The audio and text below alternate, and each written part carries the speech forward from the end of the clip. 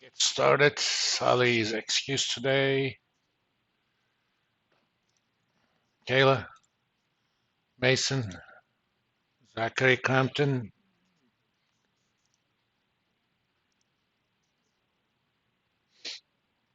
Riley, Jaylianne here, Mal here, Katie, Dakota, Dalton, Dawson's here, Olivia, Nate, Mary here, Mandy here, Sharon, Austin here. Come on.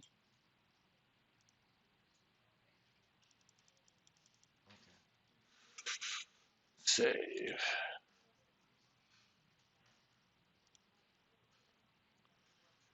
All right, we started. Let me kind of remind myself.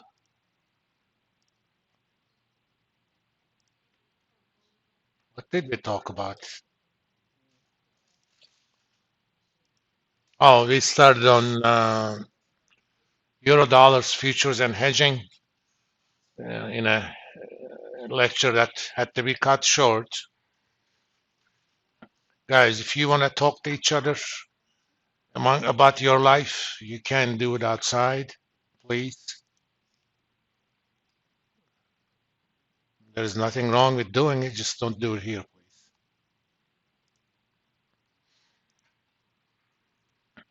Today we're going to talk about another way to uh, hedge long-term interest rate exposure. We will talk about interest rate swaps, and we will also use the so-called swap rate to price floating rate bonds.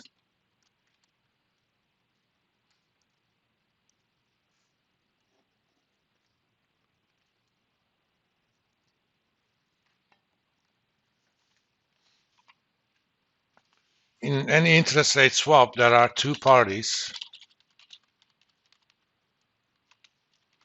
One is called the fixed rate payers.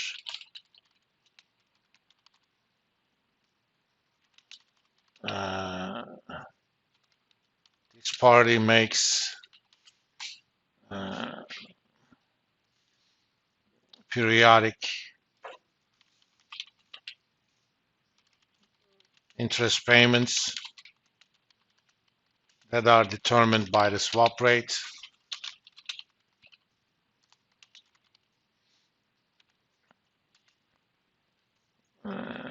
And a floating rate payers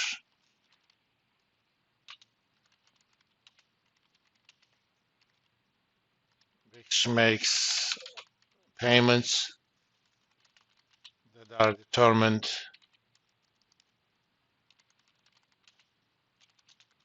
by the reference interest rate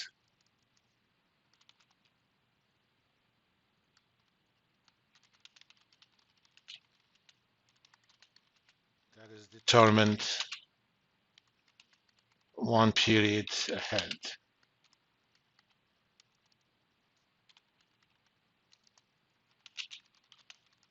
Most common interest rates, reference interest rate,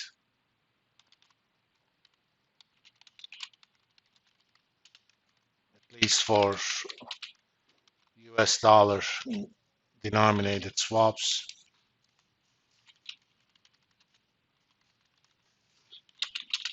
is the LIBOR rate.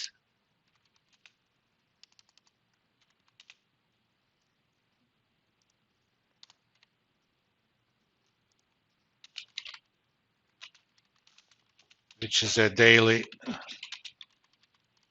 interest rate fixing at noon London UK time.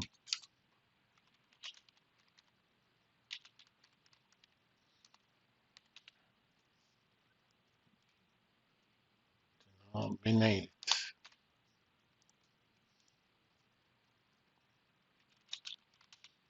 by the average rate at which banks in the LIBOR consortium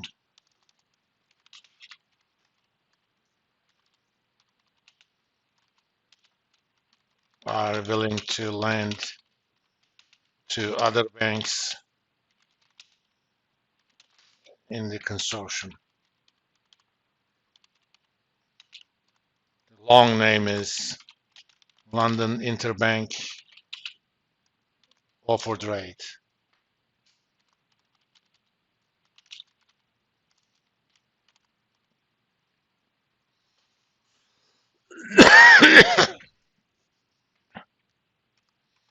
As an example, and we also need to define the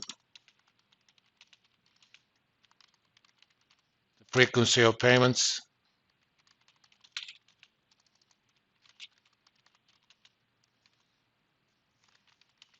based on 1-month LIBOR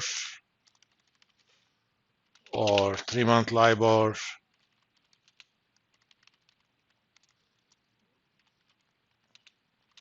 or 6-month LIBOR.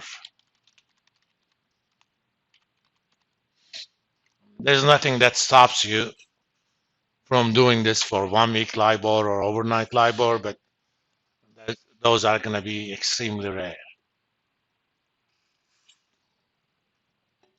Most common one is 1 and 3-month LIBORs.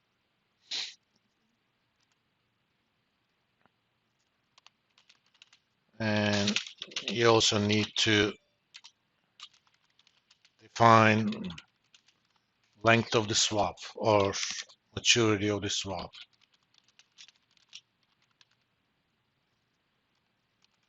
For example, let's talk about a 2-year swap based on 3-month LIBOR. And I'm going to set the sheet up for that, but if you want to extend it to 5-year, 10-year, 30-year, it's easily doable.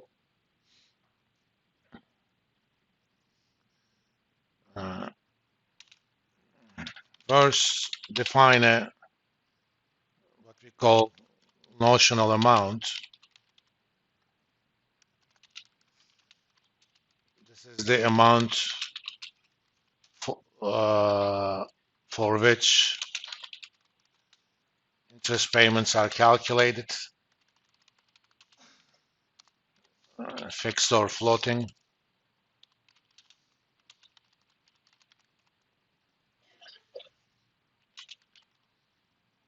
And typically in the market,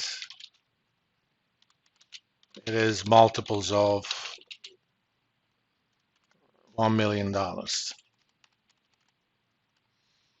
fact, these days, probably, if you don't say anything, you're talking about 10,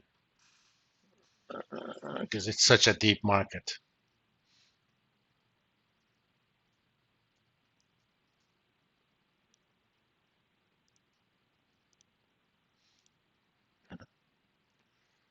Technically speaking, this is kind of a swap. Let's say I want to pay fixed rates, okay? So I borrow $1 million now, and I want to pay fixed rates on that. But while paying fixed rates, I want to also receive floating rates. So you can think of this as two transactions.